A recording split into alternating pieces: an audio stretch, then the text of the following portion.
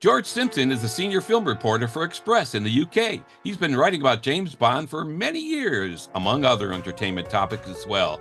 George wrote an article for the January 3rd, 2024 edition of Express titled James Bond is set to enter public domain, what this means for the next 007 movie, where he talked about James Bond entering the public domain.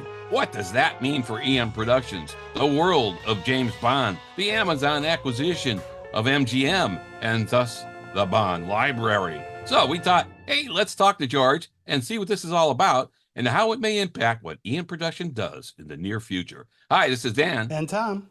Of SpyMovieNavigator.com and our show, Cracking the Code of Spy Movies. Your spy movie team bringing you the best coverage of spy movies in the world for almost 5 years. All right, we're happy to welcome George Simpson to our show. Welcome, George. Thank you. Happy to be here. We're very happy to have you. So, George, how long have you been writing about James Bond? And give us a little background of yourself. Yeah, so I've been a film and music and theatre journalist, books as well, since 2016. I've always loved James Bond since I was a little boy, and when I was told it was one of our core topics when I was originally hired, I was like, brilliant, I get to write about Bond. Oh, darn. All the time. And since then, I've been on 3 James Bond related press trips. The first one was to Solden in Austria to the James Bond installation. So we did that, and then I've been to Jamaica to the Hotel Half Moon where they filmed Live and Let Die. Yes. And just a couple of years ago, I went to the Faroe Islands to visit the spot where Daniel Craig's James Bond died, and there is a tombstone there. So I went to pay my respects. Very good. Excellent. Yeah. Very good. That's super. Yeah, we've been to a few of the locations. We haven't hit those 3. If you haven't been up to Pete's Gloria yet, you've got to do that. Yeah, Pete's Gloria is fantastic. Love to. One of the best in the world. All right, so let's go back to the article. So let's start with the fact that this article talks about the fact that Bond is going to be going into the public domain in 2035. I would like to start at kind of a high level here. And just, can you explain to us what public domain is, and are there differences across various countries? Yes, so public domain is when some kind of IP often it's about 100 years, or sometimes it's a bit less, depending on the country, depending on the location. Suddenly you can no longer claim copyright on it. I mean, often what happens is with an author or a creator, when they die, the rights go to their estate, so their children or whoever they left the estate to reaps in the profits of the franchise.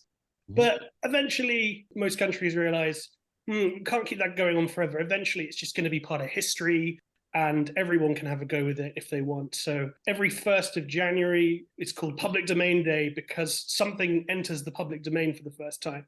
So the big one this year was Mickey Mouse. Right. But there are different variations of this, because that doesn't mean that Mickey Mouse is a free-for-all. It only means that Mickey Mouse from Steamboat Willie, in that original representation, is in the public domain. Hence, there's a terrible horror film being made with it. Right.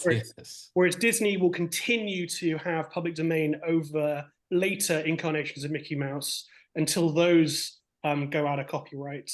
And there's often like legal disputes about how long this can go on for. So Disney actually ran out of copyright on that Mickey Mouse a few decades ago. They lobbied Congress to extend that, and eventually they did it a second time. The argument being, I presume, 100 years. Let's get it for the 100th anniversary. 100th anniversary is over, so now it's in the public domain. Other ones that are more recent would be like Sherlock Holmes. Ones coming up would be the original Batman and Superman. But of course, it's going to happen to Ian Fleming's James Bond too. But of course, that doesn't mean, therefore, anybody can make a James Bond movie, because it's just the books, not the James Bond film franchise. Okay, so it's if there was a movie made off a novel, let's say like From Russia with Love, somebody could right now redo that if they based it off the novel, not off of Richard Maybaum's treatment of it. Well, from 2035. Yeah, yes, that's yeah. Right. When this happens, now would they be able to create like Eon Productions does now? They have the rights to create new James Bond content, not based on Ian Fleming's books. Are we talking here only the novels that Ian Fleming wrote and the short stories that Ian Fleming wrote? Yes. So just I believe it's just the books are going out of copyright. I mean, Okay. they already are out of copyright in Canada and Japan for some reason. I don't particularly know why. There was a Casino Royale Japanese play with a female Bond a few years ago, but these things aren't taken that seriously. I think there was some kind of fan book in Canada. So you have to have a big, bold vision to take on the official James Bond franchise, which let's not forget has happened twice already. We had the David Niven Casino Royale, and we had Yes. Never Say Never Again, Right. Right. because of because of the copyright around Casino Royale and Thunderball. So Yes. yeah, All right. So since this is based on the novels, then the Aston Martin, the Bond theme, that kind of stuff won't enter. It's really the content of the novels that we have to worry about in 2035. that's right. So Okay. I'll give you another example. When I went to visit James Bond's grave, the tombstone originally said 007, like with the logo. Hmm. And so the farmer who owned the land had to get rid of that because that was under copyright. But the name James Bond isn't.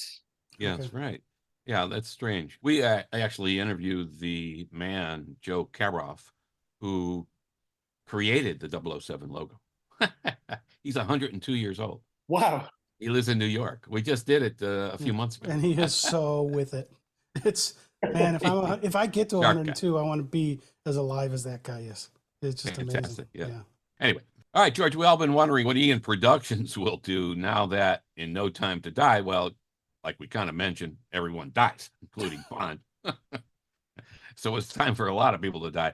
There's a plethora of talk about who will be the next James Bond, when this will be announced, and what period of Bond's life it's going to cover and everything. But yikes, underlying all of this is the simple fact that, like you point out in your article, the author's novels, which are already out of copyright in some countries, like you mentioned, Canada and Japan, will be fully in the public domain in 2035. So this is huge and something that a lot of us Bond fans have been kind of ignoring, really. We're not paying attention to it, but it has a tremendous impact on what might happen in the short term with James Bond movies and what will happen certainly in the long term. So tell us what you think about that. What's going to happen in the short term, and what do you really think will happen long term? I think in the short term, well, the short term is the next decade, isn't it? So Maybe they'll get a movie out by then. yeah, exactly.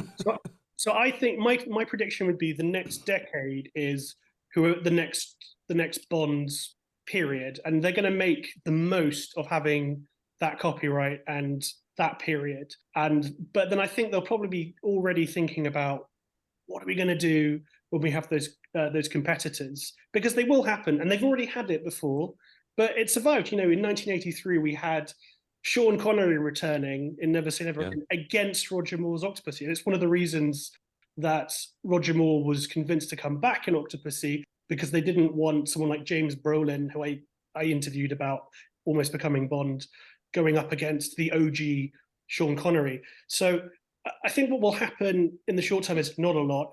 They'll just make the most of the period. But in the long term, I think they'll be emphasizing we are the official James Bond film franchise. If you want the theme tune, if you want the gun barrel, you want everything you're used to, that they've kind of invented from adapting Ian Fleming, apart from Ian Fleming, then come to us.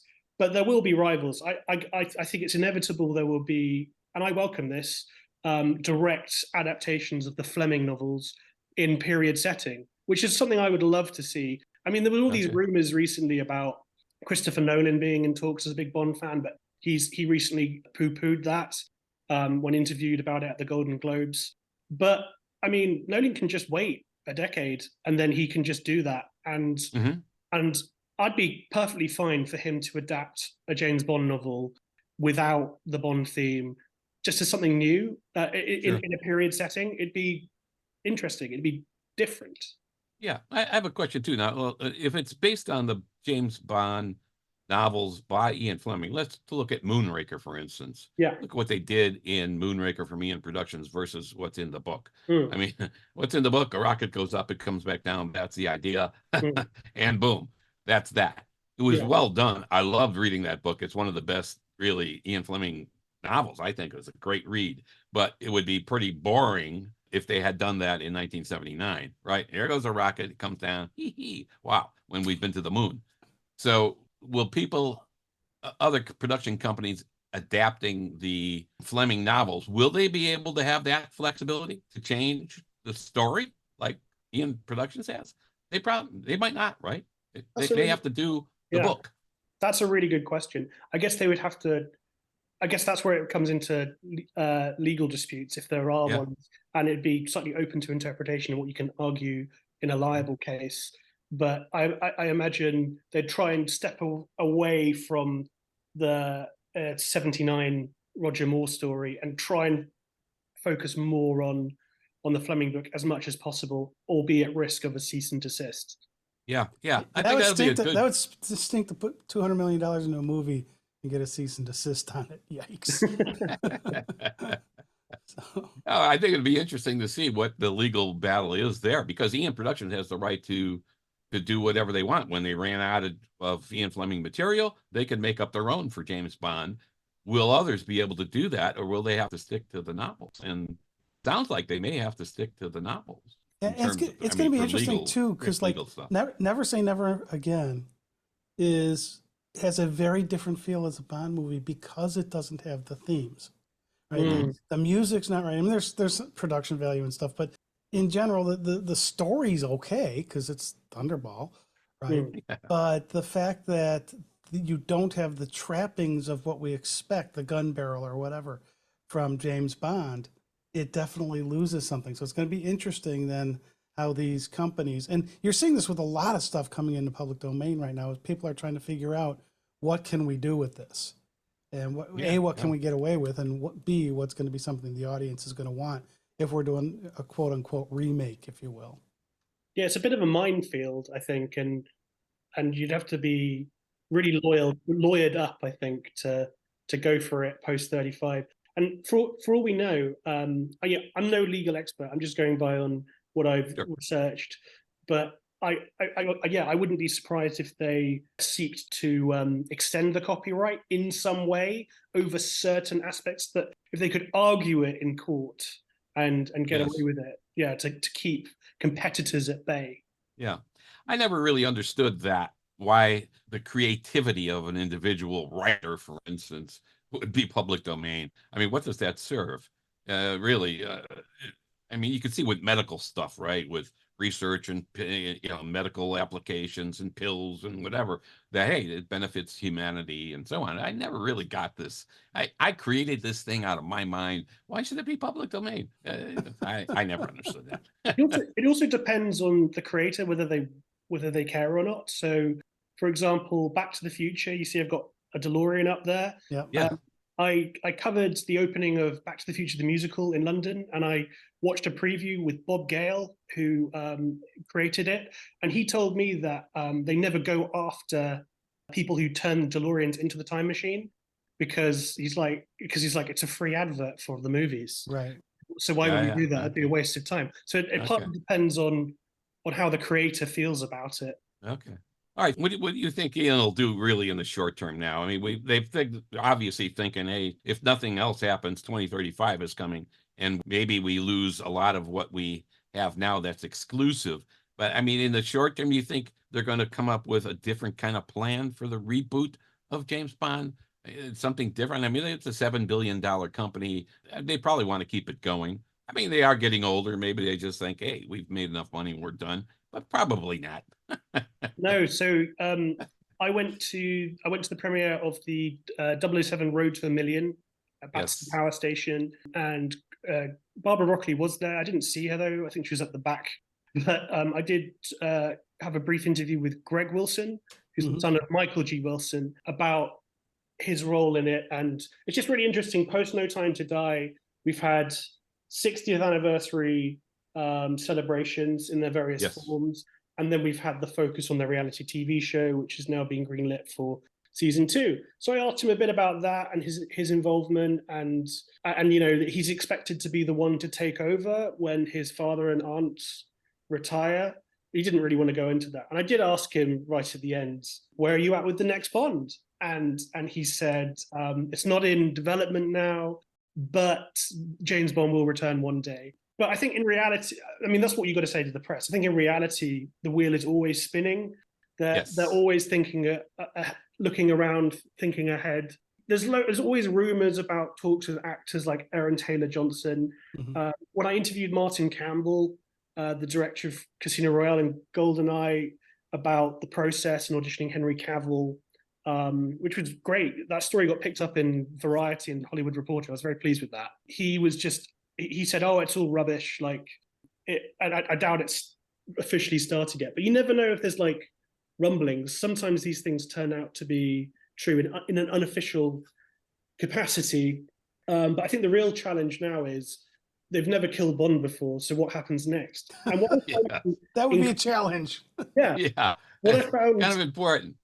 They yeah, could pull a Sir Arthur Conan Doyle and bring him back. yeah. I think what I found really interesting is the average film fan on the street doesn't quite comprehend how it can continue. The best way I explain it is, well, there's always like these multiple Batman movies or Joker movies. It's just just have to in your mind imagine it's in another world, in Yeah. a multiverse. It's as though the other films never happened.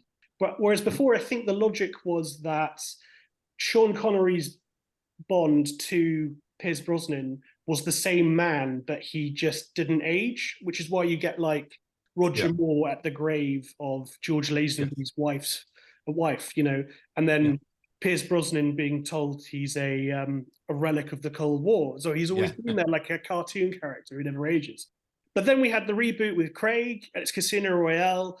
He doesn't have his license to kill, but Judi Dench is there. So this must be like Yes. in the Marvel sense, a variant of Judi Dench's is M. So the way I describe it is that's what they're going to do. It's going to be as though the Daniel Craig era never happened, all the other films Uh, never happened, total reboot, but with the same characters in the modern world. In the same way that we already get with these continuation novels, like the Charlie Higson one I've got over there on His Majesty's Secret Service, about yes. set in 2023, but about a Bond in his 30s.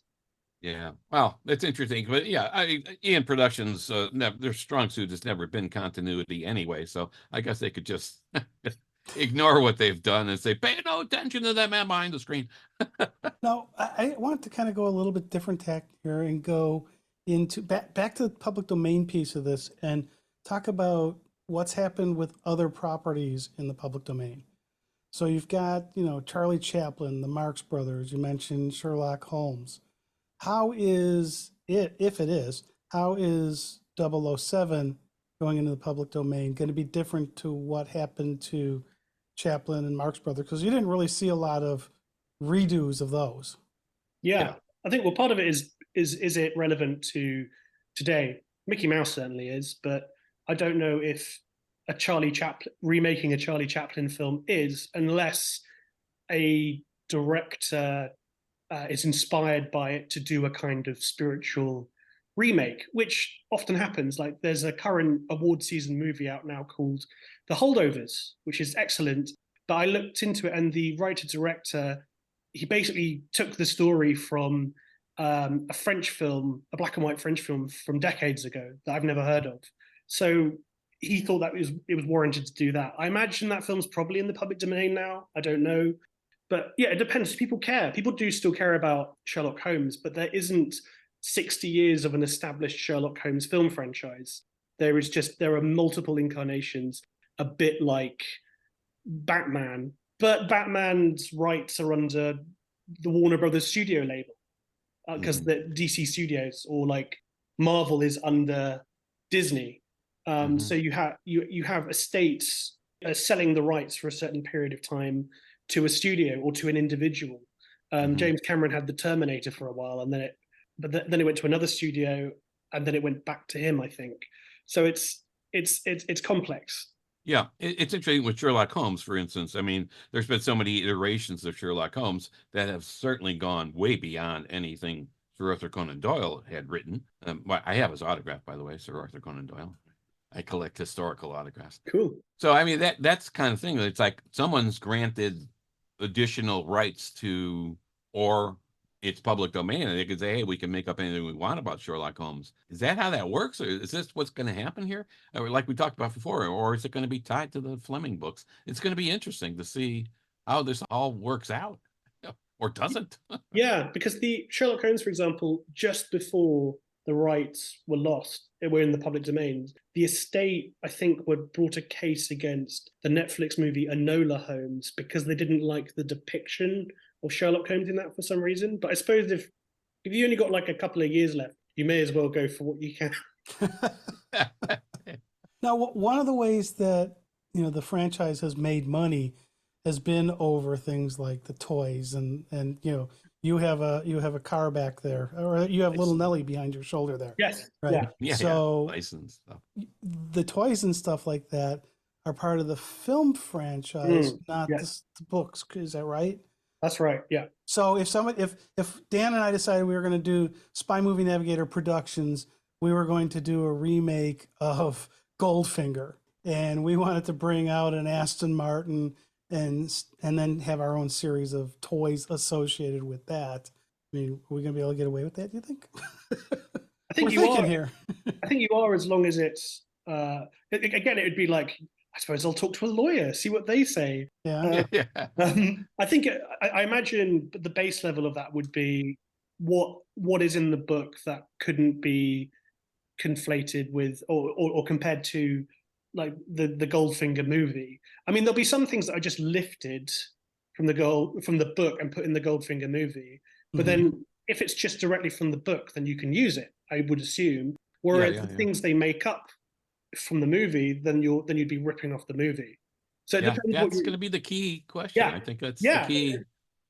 What can you actually use? If you stick only to the book, then there's you understand the boundaries.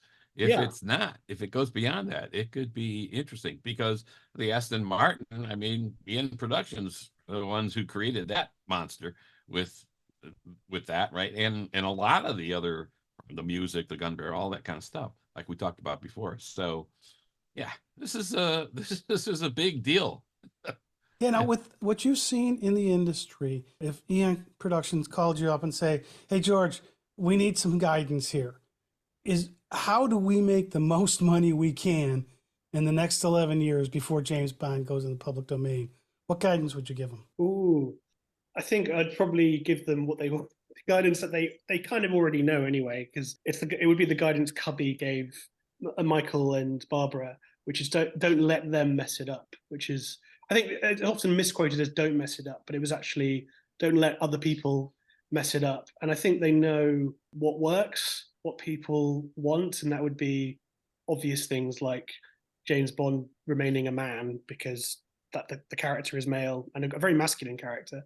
It would be getting a star who is good looking, can do action, can do comedy, is right for the role, and then having all the tropes people want, but then doing something different with it, which it's just, what is a James Bond film but the same again, please, but different.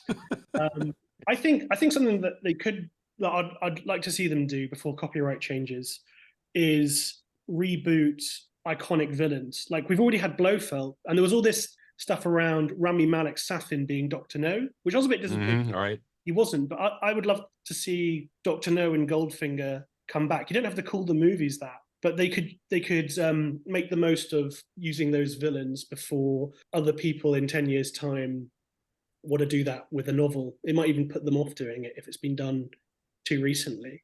That's a good point. And would they timestamp that, like, oh, this happened before Dr. No, the movie, with Dr. No still alive, or would they just ignore that and say, whatever? Other universe, like like the Joker, like there's the Jared Leto Joker, the Joaquin Phoenix Joker, and they all kind of exist at the same time, but in another world. I imagine it would be like that. Yeah, okay, let's shift gears here a little bit, and I want to go back to something you mentioned a bit ago. So Dan and I have made the decision that for our shows, we aren't going to talk about rumors for casting, right? Just because it's crazy with what's out there. Yeah. That said, we may not talk about it, but we can ask you about it. And we know that you did an article last month where you were talking about David Johnson as a potential Bond And Do you mean Aaron Taylor Johnson? no, the guy from Murder in the Oh, yes, Murder is Easy. yeah. Yes. Yeah, you had an article talking about him as a potential. Hey, there's rumor here about that. Do you think he has a chance? And if not, do you kind of have a favorite that you see being the next Bond? Yeah, I think what often happens is especially if there's a young, handsome British star who's in their 20s, 30s, or early 40s, and they do something Bondy, people on social media are like, they should be the next Bond.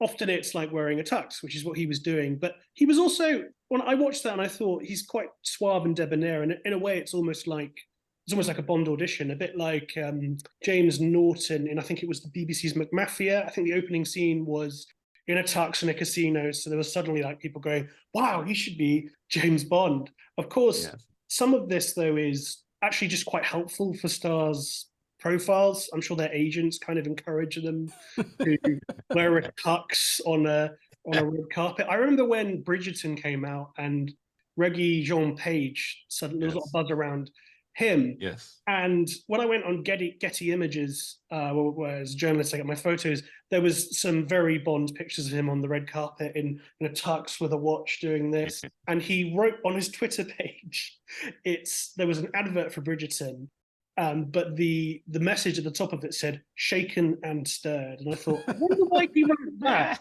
And it won't necessarily just be because they want to be Bond. It'll be because they want press about that, so that it'll help their career.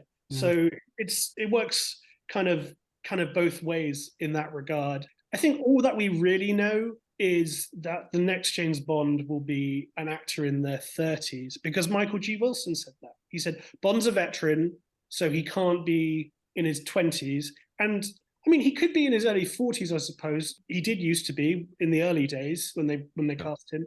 But I think nowadays, if they want 10 years out of an actor, it'll be like Daniel Craig was when he was about 37. So I think it'll be either somewhere between early, mid, late 30s, starting off the career as Bond, which is why people think there's a lot of potential in someone like Aaron Taylor Johnson, just because he's 33, athletic, British, crucially, Yes. and can do a bit of comedy, but also because he's on the cusp of becoming a star.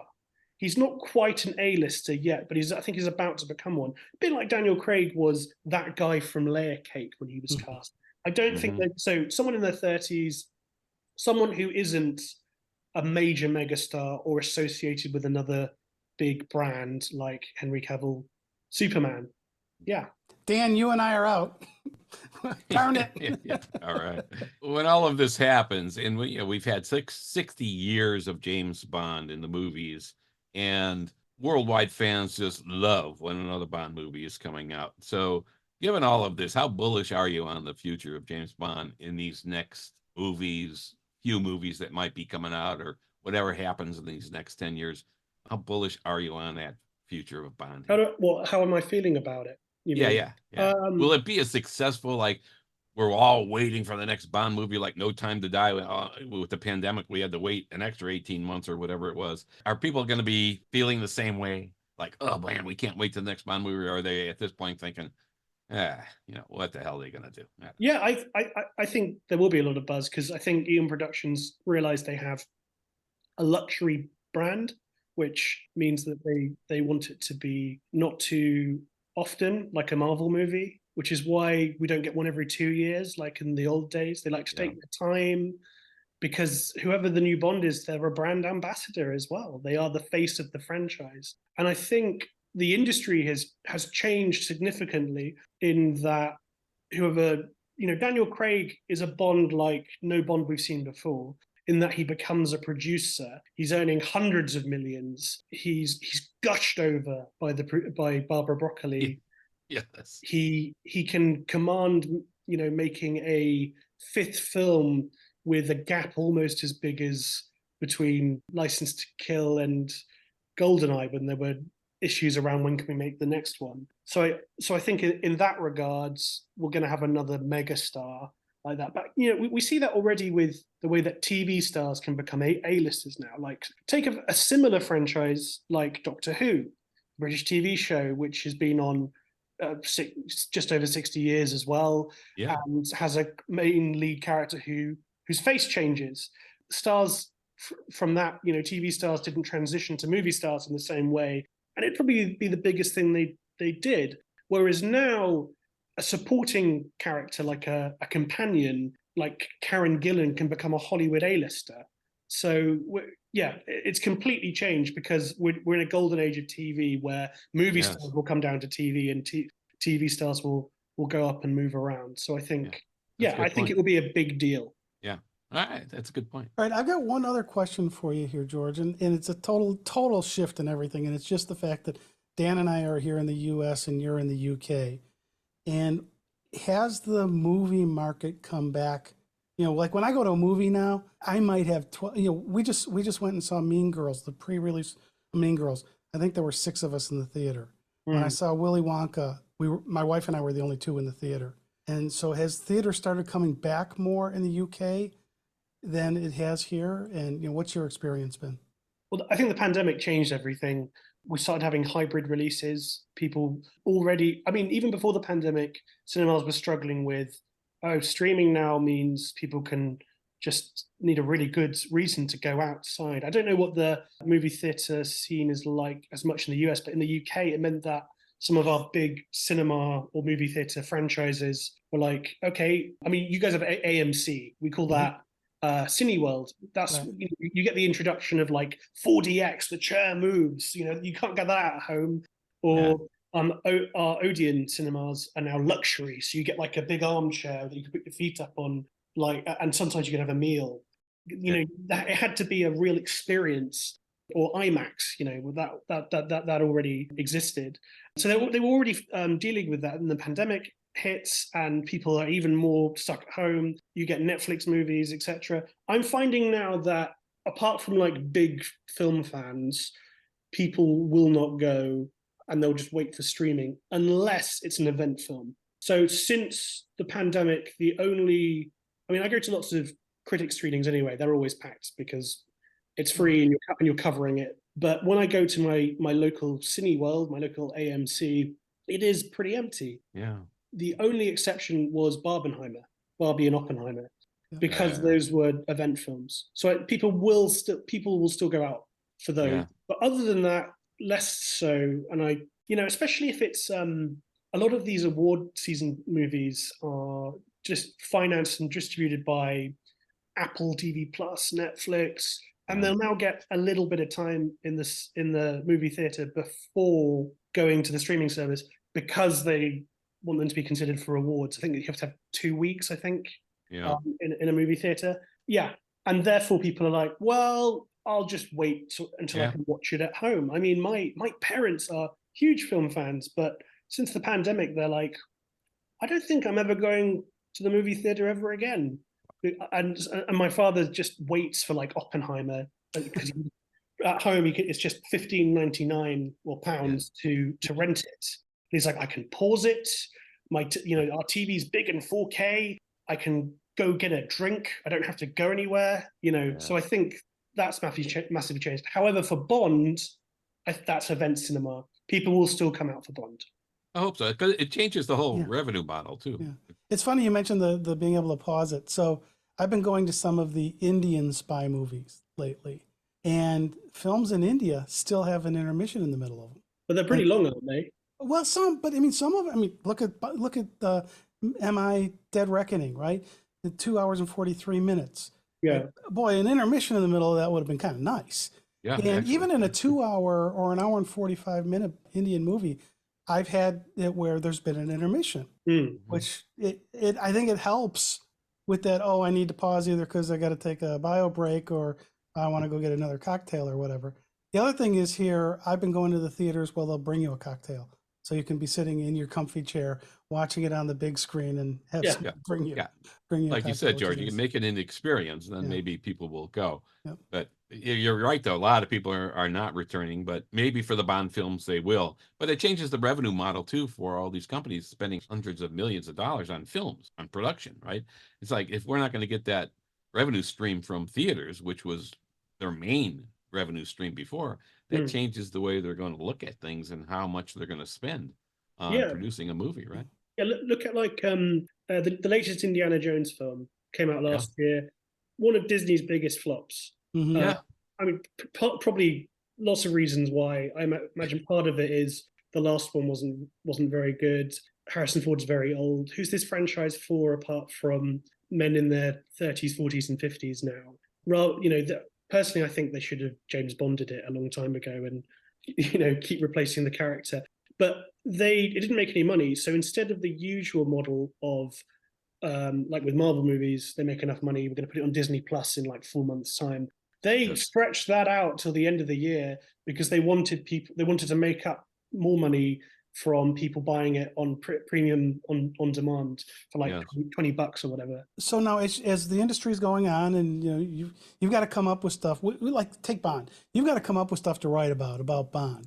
And right now we're in this hiatus. So how do you go about figuring out what is the next article you're working on that's Bond related? It's a real mixture. So on a personal level, it would be, do I have any ideas, personal ideas or opinions, which are always the most fun ones. So before No Time to Die was even announced, I did an article saying why James Bond is going to die in Bond 25.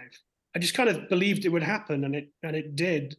I also predicted in Avengers Endgame that Iron Man would die and Captain America would live. I just think narratively it kind of makes sense. So those are fun. So I often do like prediction things. My latest one was when are we going to hear anything about the next Bond? And my current prediction is, well, if you look at the last time around, 2002, Die Another Day, we then had an announcement 3 years after that, and it'll have been 3 years since No Time to Die come this fall. So I think my best guess is it will be around then, and then it will be released late 2025. So that kind of thing's fun. Also, just there'll be Bond news, like if a Bond actor does an interview, you can do a piece on that, your own opinion on it. If an actor is asked about do they want to play the next Bond, there's Bond odds. It's always a fun one. Which are often changing based on what people say, or if a famous actor wears a tux on TV, that kind of thing. And then exclusive interviews. Like last year, I interviewed Martin Campbell and got that great exclusive about Henry Cavill's James Bond audition and what it's like for them in those secret, which just fascinated me. And when I went to the Faroe Islands, getting to write up a piece about visiting Bond's grave and talking to the guy. I love this. The guy who owns the land, he kind of worked out they were going to kill Bond, even though Daniel Craig didn't go there. They were just filming the shots for him to be CGI'd in. And he hedged his bets. And 6 months before No Time to Die came out, he had a gravestone built, and he's a farmer, and so he put it in his slaughterhouse. So the biggest secret in film history was hiding in this farmer's shed. Wow. That's good. That's good. Yeah, he was being resourceful too. You got to give him credit for that. Yeah, absolutely. Yeah, that's pretty damn good. Yep. All right. So George, if as you're doing this stuff, you're coming up with more content. How do people find your work? Where should they look for you?